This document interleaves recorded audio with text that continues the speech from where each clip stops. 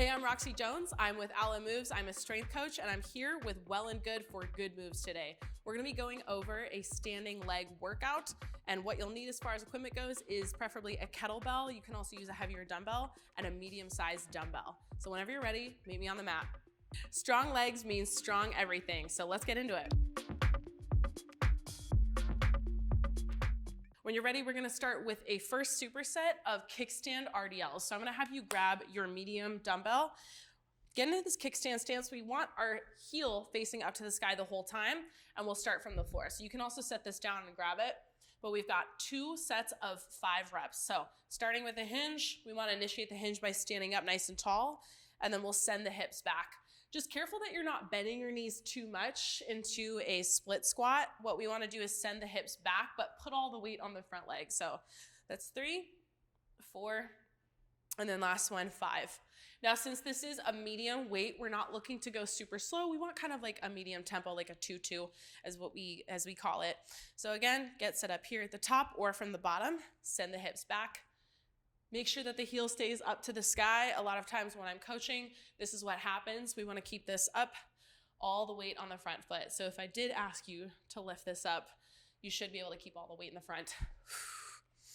4, and then last one, 5. All right, weight, set it down. Next movement that we're supersetting this with is a lateral lunge with a weight transfer. So first things first, I want you to make sure that you can keep your body low and transfer your weight from side to side. Once you've got that down with the toes facing forward, we're gonna transfer the weight for time. So we're here for 30 seconds, transferring from side to side. Or you can also aim for 10 reps altogether, 5 and 5. All right, so careful not to stand all the way up and then reach all the way down. We actually want to reach to the opposite side, staying low like we're playing a game of limbo. All right, 10 seconds left here.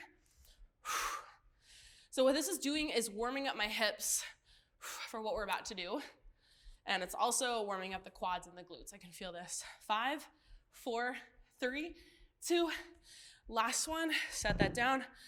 Take a second if you need it. We're gonna go right into our second set. Since this is our movement prep, we're not gonna take a lot of rest. So when you're ready, let's get set up for the RDLs. Kickstand stance. Send your hips back and then reach down to your weight and stand. That's 5. We're gonna count down 4, 3, 2, and then last one more. Okay, set the weight down. Let's switch sides. So the reason why I'm setting my weight down this time is because it helps for a lot of people that are newer to build tension before lifting up their weights so that they don't go into the movement with a rounded back. So reach down to the floor. Think about packing your shoulders down before you stand, and then go for it. Stand tall. Bring the chest parallel to the floor. That's also a good indicator that you're gonna be doing a good job stretching the hamstring and the glute when you send the hips back. I lost count, so we'll do 2 more. 1 more. Last one. All right, cool.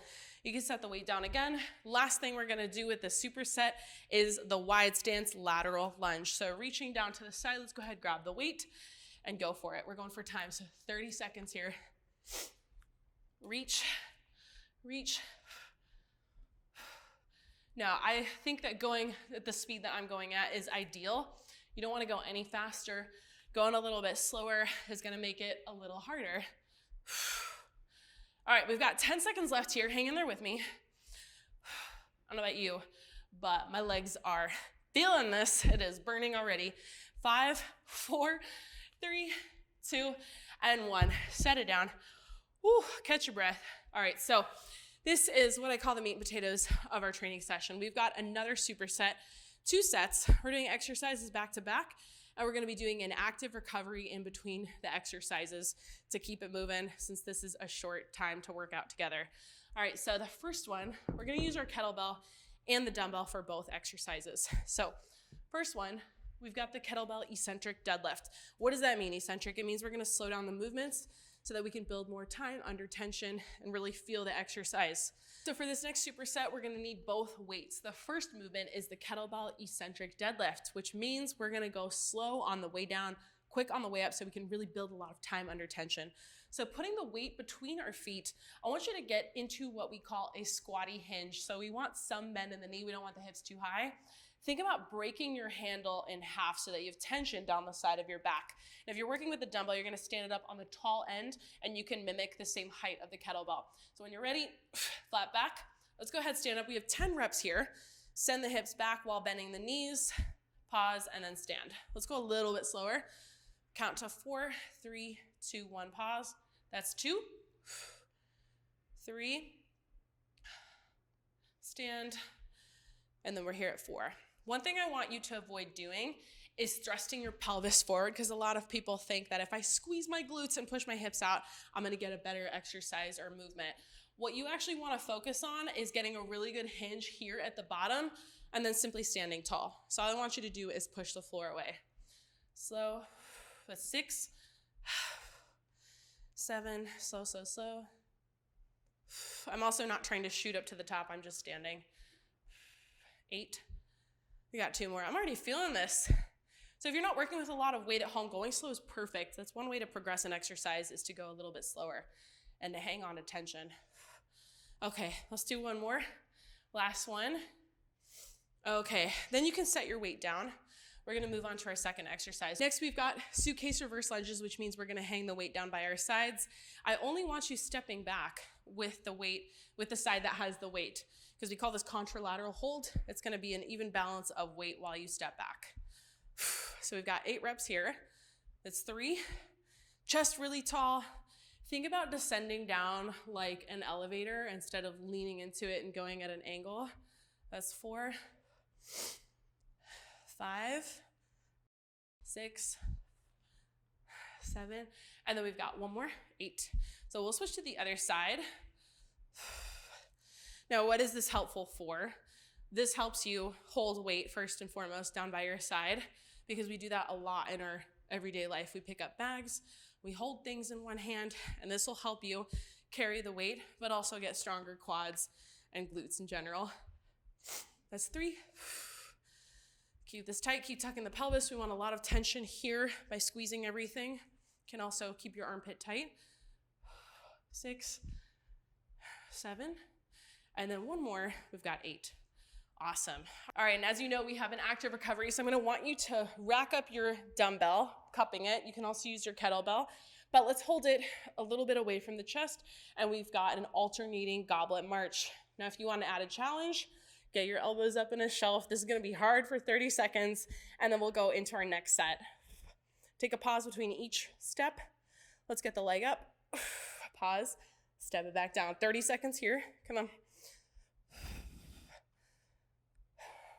Now what this is doing is we're practicing single leg stability. That's great.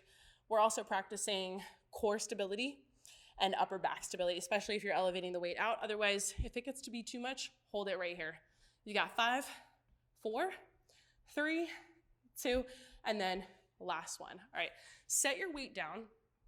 So let's go ahead and grab your kettlebell. We've got another set of your deadlifts. So standing over your weight, tension, and when you're ready, start to stand. So we already went through everything. This should go a little bit faster than when I was explaining it. Stand, that's 1. Slow. 2, slow. Nice, and 3. Keep going. 4. Think about pushing the feet apart when you're standing up. That's gonna get a nice stretch in the glutes, and you'll really feel that exercise in the right places.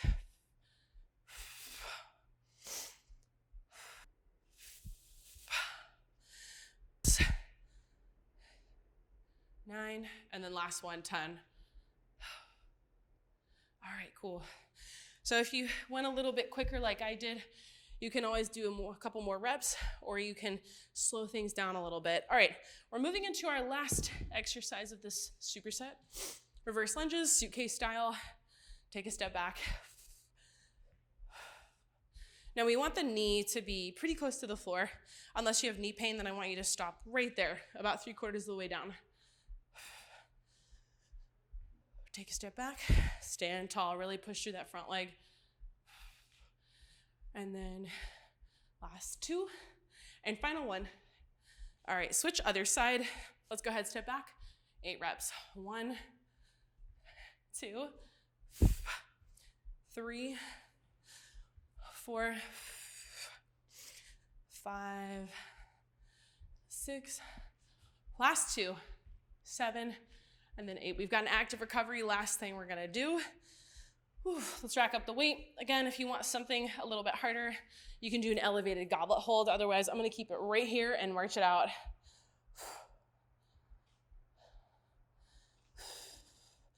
Try not to look down. A lot of times people tend to bring their chin down. I just want you looking forwards, tall, strong, and confident, all right? We're about halfway there. We've got 15 seconds left until we put this weight down. March it out. All right, we got 5, 4, 3, 2, and 1. All right, so I figured you probably want extra credit, so we're gonna do a third set because, you know, it wouldn't hurt. So let's go ahead, grab that kettlebell and get ready for our third set of deadlifts and reverse lunges. Standing over your bell, break the handle in half, and let's go ahead and initiate. Stand slow on the way down. 1, stand tall, slow. 2,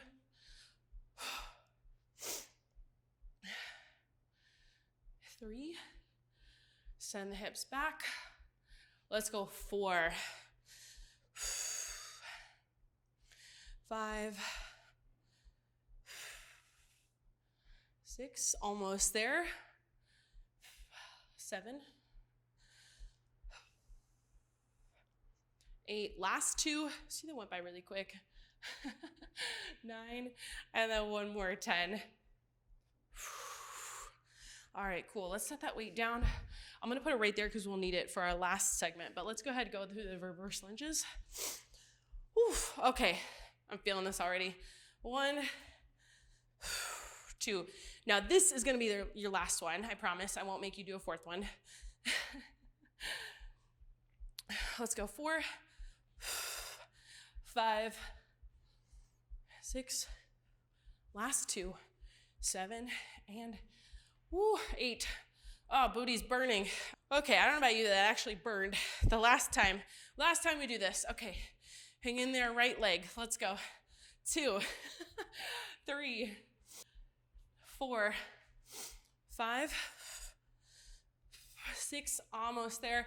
Keep hanging on to that tension. If you're starting to slow down, that is a good indicator that your weight is challenging enough. Okay, I think we have one more. All right, and we have our active recovery. Set your weight down, let's clean it up. Cup the weight here, and let's go ahead and march it out. Got one more exciting, fun thing that we're gonna do. March it out. Stay strong with that standing leg. Pull it in your chest, let's go. 30 seconds here.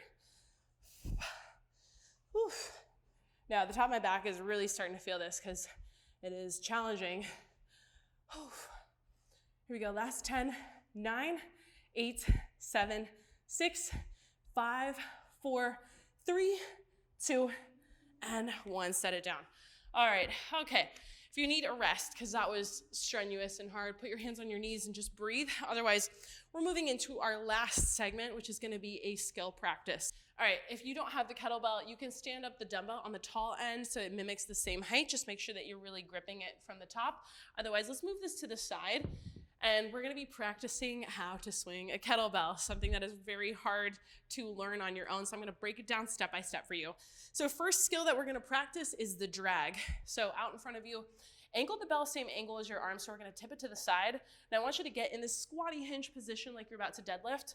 And what we're gonna do is drag the bell a couple of times between the feet, and then I'll have you stand up, set it back down, and then we'll return it back out in front. So let's do this 5 times. Drag your bell and stand up. What this is gonna do is help you keep tension down the side of your back, which is really integral when you're doing the swings. So again, go for number 3, stand tall. And then 4, stand tall, set it back, last one, 5. Now I recommend if you're having trouble progressing this one as we move on to the next skill or practice, I want you to keep doing that one. Keep building on it, keep practicing, all right? The next step is learning how to hike the bell behind you. So again, in the squatty hinge position, we're gonna angle the same angle as the arms, lower it down.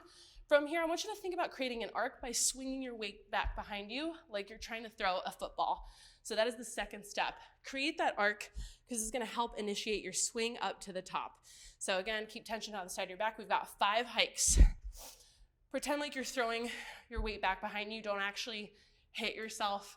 Try to control the weight, and also don't let the weight slam down and hit the floor. We wanna let it gently relax down. So finish your last 2 reps, and I'll give you the next segment that we're gonna add on to this, which is the dead stop swing. So we're gonna put it all together.